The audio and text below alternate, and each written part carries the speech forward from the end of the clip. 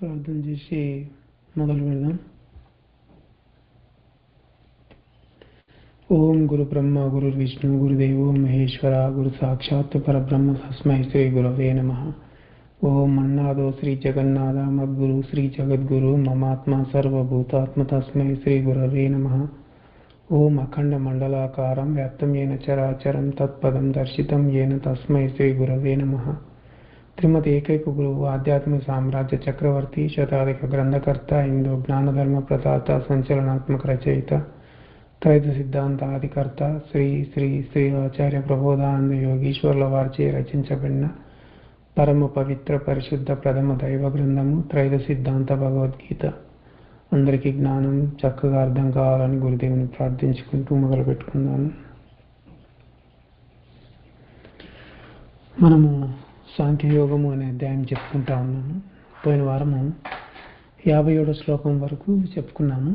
ఈరోజు 58వ శ్లోకం నుంచి మొదలు పెట్టుకొని చెప్పుకుందాము.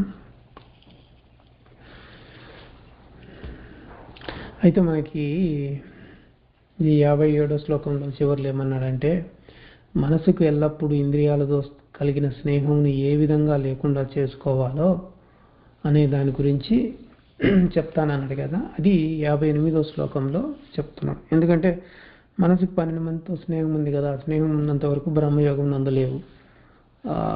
కాబట్టి ఆ స్నేహాన్ని ఎలా వదిలించుకోవాలనే దాని గురించే మనకి తెలియజేస్తున్నాడు.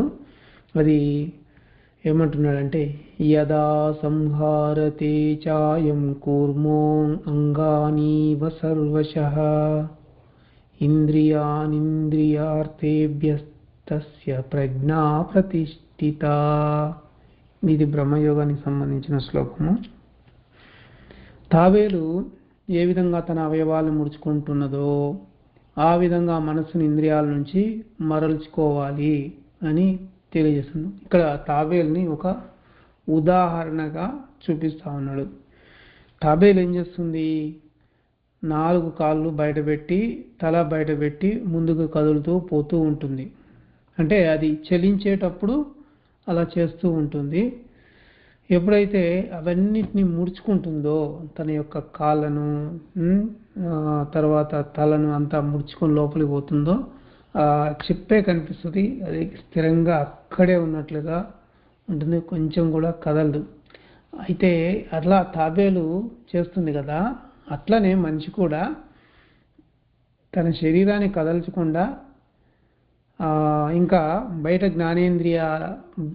జ్ఞాన కర్మేంద్రియాల నుండి మనసు యొక్క సంబంధం లేకుండా చేసుకోవాలి. అంటే మనసు జ్ఞానేంద్రియాల నుంచి సమాచారం తీసుకోవద్దు, మనసు కర్మేంద్రియాలకి ఆదేశాలు జారీ చేసి పని చేయించకూడదు అన్నట్టు. అందుకే జ్ఞాన కర్మేంద్రియాల నుంచి మనసు ఏ సంబంధం లేకుండా చేసుకోవాలని అని అంటున్నారు. అట్లా చేసుకుంటే బ్రహ్మయోగము అవుతుంది అని చెప్తుంది. ఇక్కడ తాబేలు ఏం చేస్తుందంటే చిప్ప కిందికి అవయవాలని ముడుచుకోదు. అది ముడుచుకుంటే ముందుకు పోలేదు. అది చలించినప్పుడే తన కాళ్ళను తలను చలించినప్పుడు అంటే కదలకుండా ఉన్నప్పుడే కాళ్ళను లోపలికి ముడుచుకుంటుంది.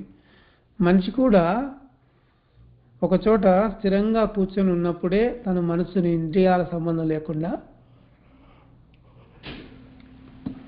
చేసుకోగలుగుతాడు. కాళ్ళను ముడుచుకొని తాబేలు ఎట్లా ముందుకు పోలేదో అట్లాగే మనిషి కూడా మనోధ్యాసను ఇంద్రియాల నుండి మరల్చుకొని ఏ చిన్న కార్యాన్నైనా చేయలేడు. అంటే కొందరు ఏమంటారంటే నీ మనోధ్యాస లేకుండా పనులు చేయమని అంటారు. అసలు మనోధ్యాస లేకుండా ఏ పని జరగదు అనే ఇక్కడ తెలియజేస్తూ ఉంది. దానికి ఉదాహరణగా తాబేలుని కూడా చూపిస్తూ ఉంది. కాబట్టి అలా ఎవరైనా చెప్తున్నారంటే అబద్ధం చెప్తున్నట్లుగా మీరు తెలుసుకోండి. బ్రహ్మయోగము అంటేనే మనసు నిలిచిపోయిన వాడు అని అర్థం. బాహ్యంగా అంటే బయట సంబంధాలు అన్ని ఇంద్రియాలతో తెగిపోయిన వాడు అని అర్థం చేసుకోవాలి. అందువలన ఇక్కడ మనకి తాబేల్ని సరిగ్గా సరైన ఉదాహరణగా మనకు చూపిస్తూ చెప్పింది. తర్వాత శ్లోకం చూద్దాము. విషయా వినివర్తంతే నిరాహారస్య దేహినః రసవర్జ్యం రసో అప్యస్య పరం దృష్ట్వా నివర్తతే. బ్రహ్మయోగం ఆచరించి యోగి ఇంద్రియాలకు ఆహారమైనట్టి విషయములందు మనోధ్యాస లేకుండా చేసుకున్నప్పటికీ వాని తలలోని విషయముల మీద ఆశ అనుగుణము వీడకయుండును. ఆ ఆశయు కొంతకాలము ఆత్మను దర్శించడం వలన నశించిపోతుంది అని ఇక్కడ తెలియజేస్తా ఉన్నాడు. ఈ ఆశగుణం ఎలా పనిచేస్తుందో బ్రహ్మయోగము ఆచరించే యోగి మీద అనే విషయం గురించి తెలియజేస్తున్నాడు. మనము వివరంలోకి వెళ్తే స్వామివారు అందించినటువంటిది, ఒక రోగికి పథ్యము పెట్టామే అనుకుందాము. అయితే అంటే మనము వైద్యం దగ్గరికి వెళ్తాము, ఫలానా రోగం వచ్చిందని.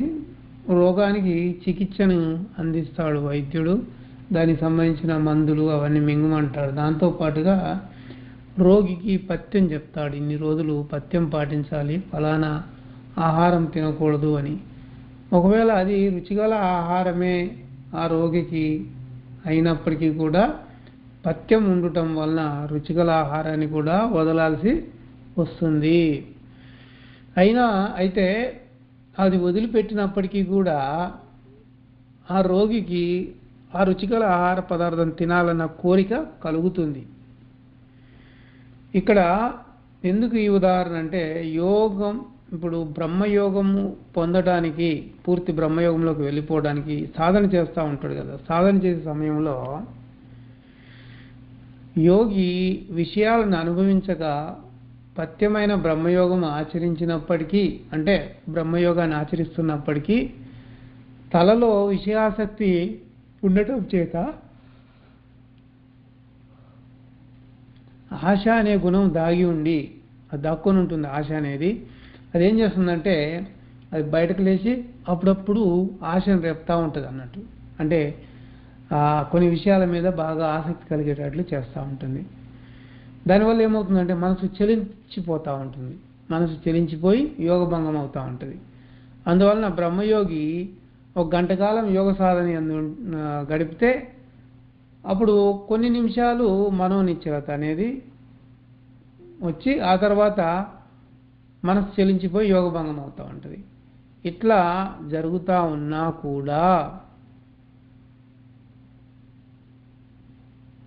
అది కొనసాగిస్తూ పోతూ ఉండాలి. బ్రహ్మయోగం ఆచరిస్తూ పోతూ ఉంటే కొంతకాలానికి ఏమవుతుందంటే ఈ మనోచంచలమైన కోరికలు కూడా రాకుండా నిలిచిపోతాయి. అప్పుడు పూర్తి బ్రహ్మయోగం అయిపోతుంది.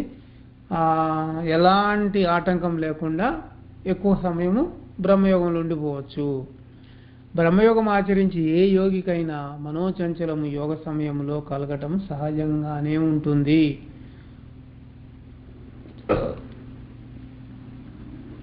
ఇంకా దాని గురించి ఇంకా ఎక్కువ సమాచారాన్ని తెలియజేస్తా ఉన్నాడు 60వ శ్లోకంలో. వచ్చే వారం చెప్పుకుందాం. మంగళం పాడి ముగిద్దాము. ఓం మంగళం గురుదేవాయ మహనీయ ప్రబోధాత్మనే సర్వలోక శరణ్యాయ సాధు రూపాయ మంగళం. అందరికీ ప్రబోధార్పణం. నమస్కారం.